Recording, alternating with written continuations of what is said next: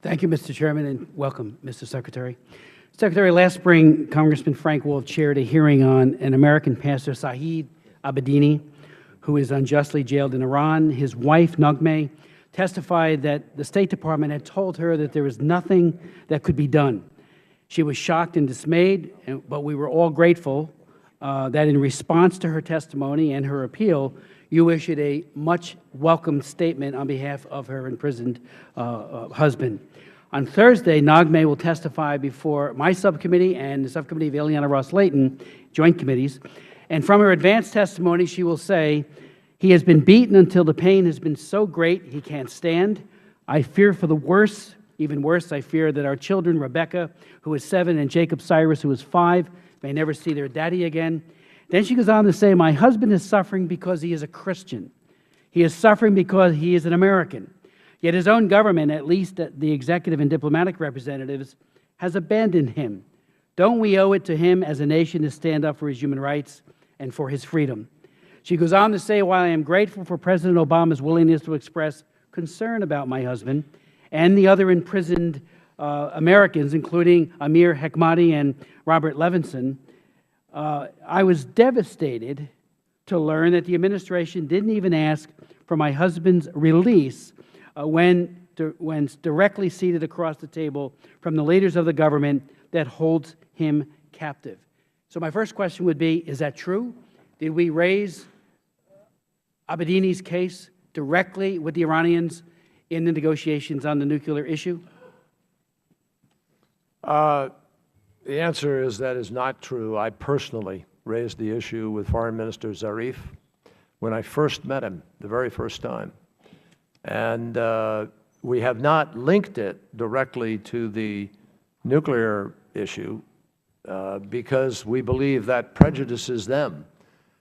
And it also prejudices the negotiation. We don't want them to become the hostages or pawns of a process that then gets played against something they want with respect to the nuclear program, nor do you, I think. We want them returned because they're American citizens, because they have to be accountable to us for them, and because they deserve to be returned. With all due respect, Fundamental humanitarian basis. Wasn't that? And we are, believe me, I'm not at liberty to go into what is happening on it, and that is the difficulty in some of these situations many times, because there are back channels and other kinds of efforts that are engaged in, but we have never stopped trying to secure their release or raising that issue with our representative nations that represent us in Tehran, with the Swiss, with the Swedish, with others.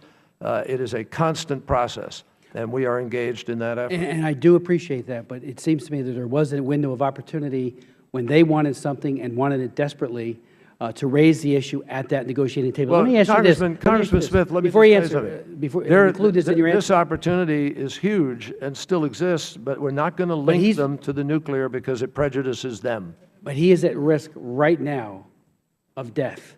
He's been transferred to an even more ominous prison. He's in a cell with known murderers. He woke up with a knife next to his face. I'm happy to sit with you in a classified venue, providing it is cleared appropriately, and I can tell you what we're doing, but it is an ongoing and constant effort. Do you have expectations that he and the others will be freed? I have a hope.